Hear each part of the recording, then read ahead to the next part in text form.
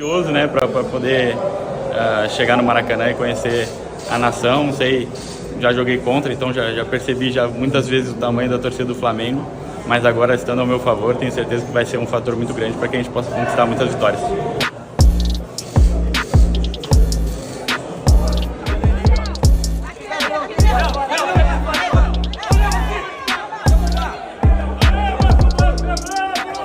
Fala, nação rubro-negra, essa novela teve um ponto final muito rapidamente. A novela chamada Maicon, o jogador recusou a proposta do clube rubro-negro. Eu vou explicar para vocês o motivo.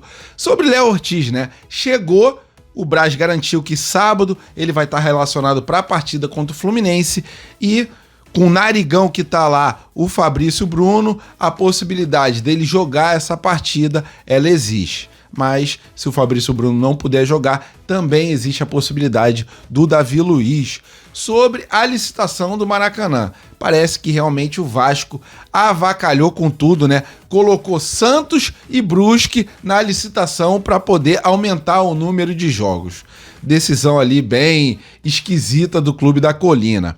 Sobre a CBF, fez uma reunião e decidiu que o número de estrangeiros para jogar uma partida como titular por um clube brasileiro, ela aumentou, e sobre a grama sintética, ela será mantida. Mas temos novidade sobre esse caso. E o Arrascaeta, ele abriu o jogo e eu vou mostrar para vocês um bom trecho da entrevista dele para o canal 10 no YouTube, onde ele rasga o coração para o time rubro-negro. Essas e outras vocês encontram agora na Flageral TV, mas antes disso, se vocês quiserem ajudar outros rubro-negros a receberem notícias como as que vocês veem aqui todo dia na Flageral, sem sensacionalismo, vocês deixem um like que o YouTube vai distribuir esse vídeo para o maior número de rubro-negros possíveis. Deixa o like agora, que eu não peço no meio do vídeo, e vamos para as notícias, que realmente é o que interessa. Isso aqui é Flamengo! Pode falar a verdade que vocês sentiram falta de uma novela mais longa em relação ao caso do Maicon, mas a verdade é a seguinte: o Maicon não vai jogar pelo time do Flamengo. Ele recusou a proposta. E aí eu vou informar para os senhores algumas situações que fizeram o jogador recusar a proposta rubro-negra. A primeira delas é que o jogador ficou reunido a tarde toda com o Corinthians para poder resolver esse problema dos atrasos, né? Porque ele já está ali esperando receber do Corinthians há mais de 11 meses os direitos de imagem. A outra situação é que a família do atleta não quer essa mudança para o Rio de Janeiro, já está adaptada a São Paulo e isso pesou na decisão do atleta. E o fator mais importante é que a concorrência que ele ia ter como segundo volante aqui no Flamengo seria uma concorrência gigantesca. O jogador, nenhum jogador gosta de ficar no banco, o jogador gosta de ser titular e ele sabe que ele ia amargar um banco bem feroz aqui no time rubro-negro. Então essas três situações pesaram muito para o jogador negar a proposta rubro-negra, que segundo o Globo Esporte, o Flamengo tinha feito uma proposta ali de em torno de 5 milhões de euros para o Shakhtar. O Shakhtar tinha aceitado essa proposta, já tinha comunicado ao Corinthians, e aí o Corinthians tinha em torno de 48 horas para poder resolver essa pendência, né? Ou fazer uma proposta maior, ou convencer o atleta de que o melhor seria ele ficar no time de São Paulo. E foi isso que aconteceu, galera. Pelo menos não ficou se embromando essas negociações. A torcida já ficou ali exausta com a negociação do Léo Ortiz. Há um tempo atrás também a negociação do Felipe Luiz demorou muito tempo para poder se concluir. Mas dessa vez, em relação ao Maicon, em menos de 48 horas, né, um pouquinho até mais de 48 horas, tudo foi resolvido e o atleta não vestirá o vermelho e preto. E aí, o que vocês acharam? Gostaram dessa decisão do atleta de ficar no Corinthians, ou vocês acham que o jogador seria importantíssimo para o time rubro-negro? Por favor, vamos continuar essa resenha aqui embaixo do vídeo nos comentários. E o Vasco tá desesperado, né? Avacalhou de vez a licitação do Maracanã, até porque ele, para conseguir bater aqueles jogos, lembra que eu sempre falei para vocês que o Flamengo e o Fluminense são favoritos por terem ali a possibilidade de colocarem o número bem grande de partidas no Maracanã. E o principal para conseguir essa licitação é o número de jogos no estádio Mário Filho. Flamengo e Fluminense conseguem preencher bem essa tabela de jogos. Sobre o Vasco, o que o Vasco fez? Ele apelou, né? Ele fez aquele macete que o pessoal fazia no videogame, não sei quem jogou aí Superstar Soccer, tinha um macete lá que você transformava, né, fazia uns comandos no videogame, transformava o juiz num cachorro. E o Vasco tá parecendo que tá fazendo um macete para transformar essa licitação através de segredos ali, né, de situações inusitadas, de pulos do gato. Para vocês terem uma ideia, o Vasco colocou na licitação do Maracanã jogos também do Santos e do Brusque. Pelo amor de Deus, não tem nem cabimento. Dus falou, se isso realmente aconteceu, a gente vai pedir a impugnação da candidatura ali do Vasco para essa licitação, porque isso não existe, né? O estádio Mário Filho é para servir os clubes cariocas. E o Vasco, desesperado, querendo zoar, querendo avacalhar com essa licitação, coloca até mesmo times de São Paulo para poder ter um maior número de jogos, já que o próprio time não vai conseguir preencher essa exigência, esse pedido na licitação, né? E é um dos pontos principais para alguém conseguir essa licitação nos próximos 20 anos. Para algum clube conseguir essa licitação é o número de jogos. Então, pelo amor de Deus, né? Tá avacalhando, sabe que não vai ganhar, né? A possibilidade do Vasco e da Arena 360 ganhar são possibilidades bem pequenas. E é isso, né? Venho apenas falar com os senhores esse absurdo que acontece nessa licitação. Em nação, a Arrascaeta deu uma entrevista para o canal 10 no YouTube, canal uruguaio, num programa chamado Ponto Penal. E nesse programa ele abriu o jogo e eu vou mostrar para vocês aí um trechinho e deixar o link na descrição dessa live completa, muito bem feita e traduzida pelo Futebol Brasileiro, pelo canal Futebol Brasileiro. Então vou deixar com os senhores aí os motivos, né, que ele deu ali para continuar no Flamengo, abrindo o coração, revelando que o Flamengo é um time que disputa tudo e falou também sobre a possibilidade de jogar em algum time na Europa. Vamos aí reagir a essa entrevista. Que uno le puede vivir. Georgian, primero te saludo y te pregunto, ¿no? Porque estás, instalado en Brasil, te has transformado en un ciudadano brasileño por el tiempo que hace que jugás ahí, pero bueno, jugás en el equipo más popular del mundo como lo es el Flamengo. Y te pregunto algo que en otros tiempos te preguntábamos, pero no sé si la respuesta es diferente. ¿Todavía soñás o aspirás a llegar al fútbol de Europa o jugás en ese equipo tan inmenso que estás bien ahí para quedarte ahí? Mirá, lo que te puedo decir así, hoy en día, por la edad que yo tengo, es muy difícil que un equipo grande de prestigio de Europa pueda invertir, porque para salir de Flamengo es difícil, la cláusula es alta, entonces ir a un equipo que tal vez en Europa no pelea por cosas importantes, tal vez capaz no me mueve mucho, entonces siempre lo que he decidido es estar como en Flamengo peleando por cosas importantes, entonces más o menos me baso en eso. Obviamente que las puertas nunca se cierran, pero sí creo que es un poco más difícil a esta altura de mi carrera. ¿Es el Brasileirao, Georgian, es una de las ligas más importantes del mundo, pero el más desgastante por el mapa de Brasil, por todos los viajes que tienen que hacer de un lado hacia el otro y todas las competencias que tienen por momentos al mismo tiempo? Sí, yo creo que sin duda que sí, porque acá tenés 12 equipos, 13 equipos que son grandes, entonces jugando cada 3-4 días se hace muy difícil, como decís vos, los traslados en avión también, hoteles, volver, estás un día en tu casa, el otro día entrenás, ya viajás y jugás, entonces yo creo que ese desgaste es complicado, a medida que va pasando los meses, se aproxima fin de año, más se sienten y bueno, nosotros tenemos un elenco muy calificado, pero también para jugadores que repiten en la mayoría de los partidos se hace un poco más complicado. Recién Mauro te preguntaba por tu salida y vos dijiste que la cláusula de salida justamente es muy alta. y surgió en redes hace un tiempo el comentario de que River te quería, y corregime, pero no sé si fue el presidente, el vicepresidente de Flamengo, dijo van a tener que vender el Monumental para traerse a Georgian. ¿Eso es real? ¿Te enteraste del interés de River? Fue de Boca.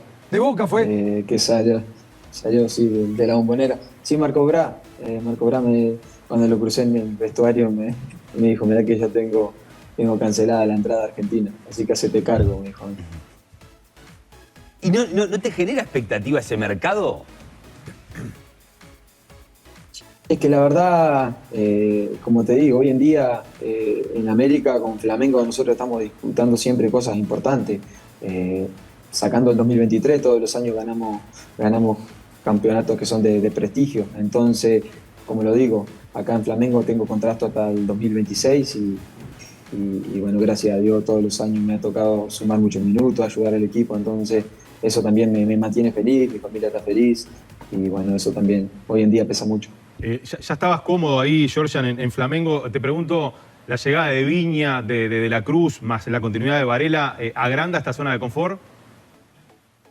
Sin duda que sí, que bueno, tener compañeros de la selección a uno en el día a día, más que nada también, de venir a casa, tomar unos mates, armar un asado, es otro el contacto que uno tiene. Sin duda que ya tengo mucho tiempo también acá en Flamengo, que conozco muy bien a mis compañeros, pero tener jugadores de Uruguay siempre es especial.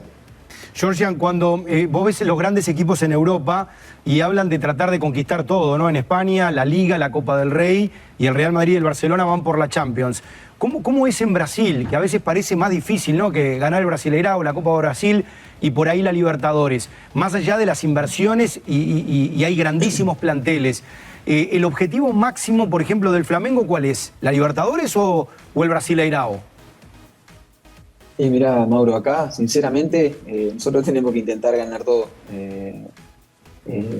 No tenemos una que sea el punto número uno. Nosotros acá tenemos que ir paso a paso. Sabemos que el Brasileirao solo se define en las últimas fechas en diciembre, pero ya tenemos que empezarlo ahora en abril, intentar ganando, que creo que a veces es donde se saca la diferencia.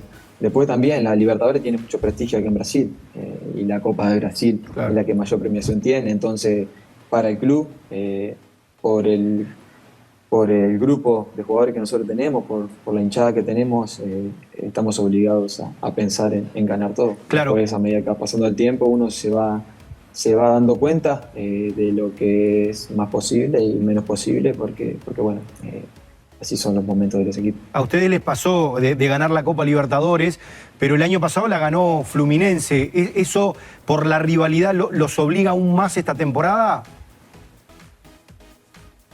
Yo creo que al ganar la Fluminense, como que nosotros haber quedado afuera con el equipo paraguayo, nos podríamos enfrentar directamente con ellos y bueno, es un poco la bronca que nos quedó a nosotros y al hincha del año pasado. Sin duda que cuando la gana un rival tuyo, como que vos decís al año que viene nosotros tenemos que estar ahí, tenemos que estar definiendo.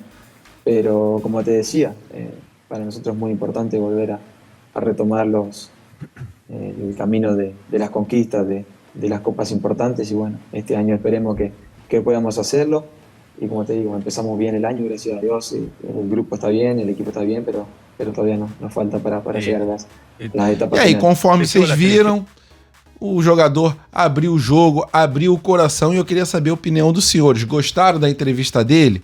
Eu gostei, o cara tá super adaptado ao Rio de Janeiro, super adaptado à nação rubro-negra, sorrindo de orelha a orelha, jogando como titular, tendo muita minutagem dentro de campo e dando ali assistências, né, fazendo gols assim absurdos pelo Flamengo. É isso, galera. O jogador foi bem claro ali, pelo que ele disse, vai ficar ainda por muitos anos aqui no mais querido do Brasil.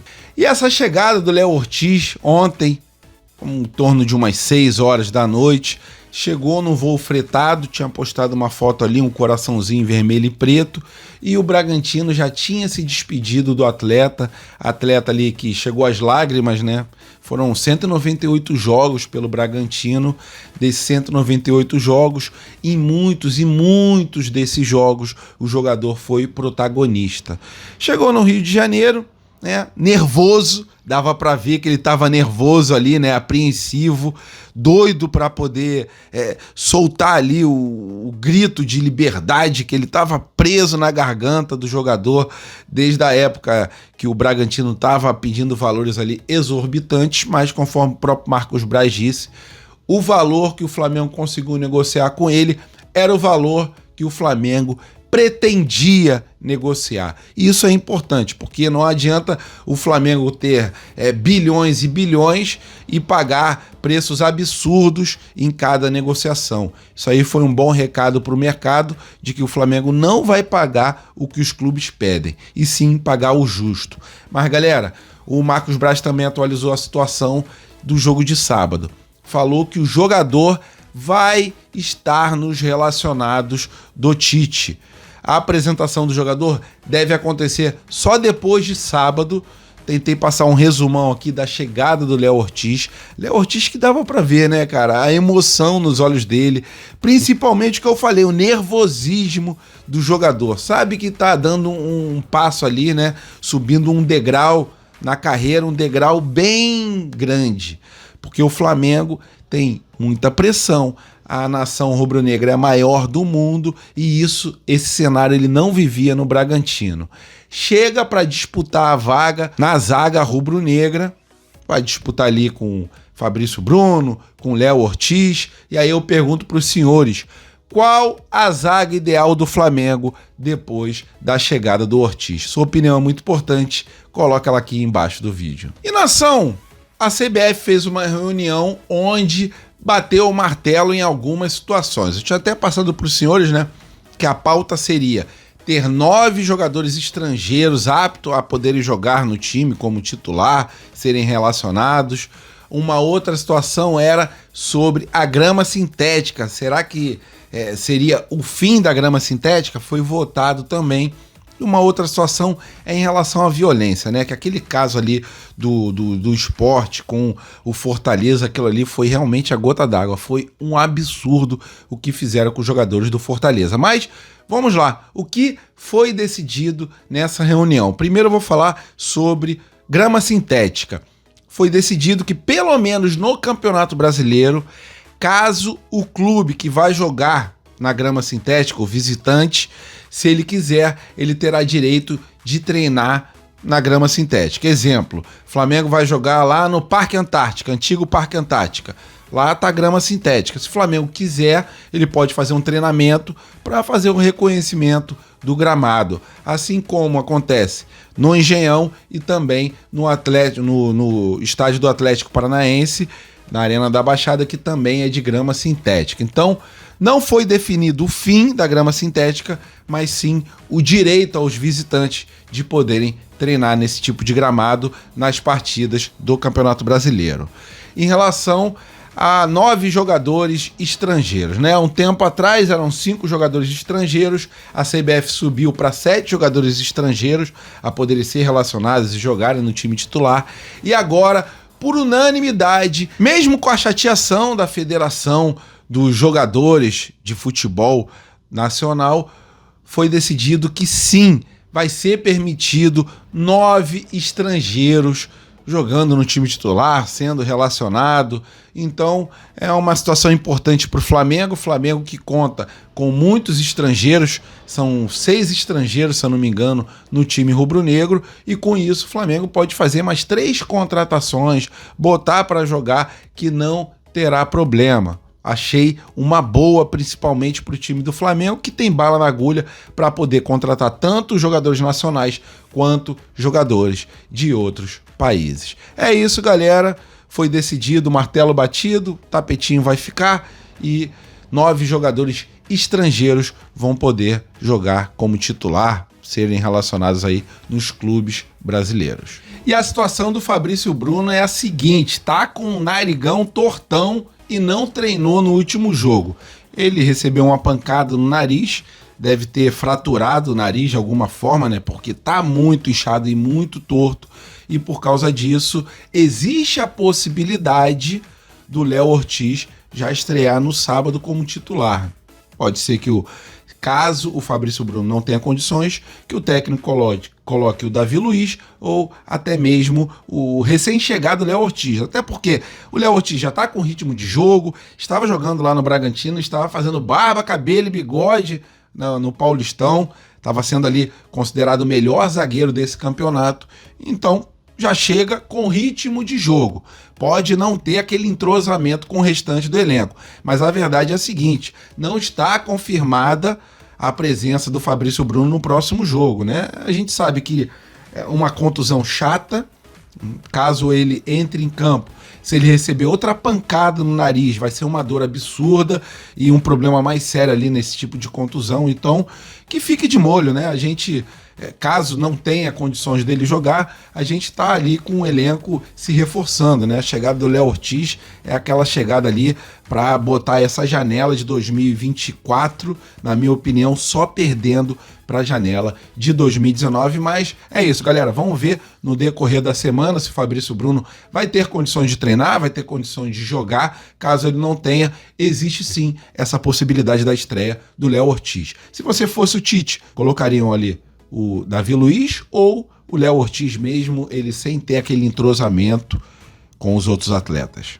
Valeu, nação rubro-negra, tamo juntos. Fique com um trechinho aí do vídeo do meu amigo P10 Valdenilson, que sempre tá se comunicando ali no WhatsApp com a galera aqui da Fla Geral. Ele foi homenageado por um locutor e eu vou deixar esse trechinho para vocês aí e logo depois vou terminar o vídeo. Então fiquem com Deus, tamo juntos, até a próxima e fui! Para você, Valdenilson, nosso parceiro, o parça do P10, Valdenilson do Portão 10 do Maraca, sempre fortalecendo a gente na humildade, a Two Works, a mim, Sérgio Luiz, ao Eliseu que está aqui nas carrapetas desse vídeo, a cambada lá de trás, Renatinho, Renatão, o Luiz, o Franco, você tá ligado, né, Eliseu? Tá ligado, né, Valdenilson? Então pronto. Tudo de bom pra você numa outra missão, mas jamais vai sair do nosso coração. Um coração só, coração da família Two Works, tá ligado, irmão? Tudo de bom pra você, felicidade, paz e fé em Deus.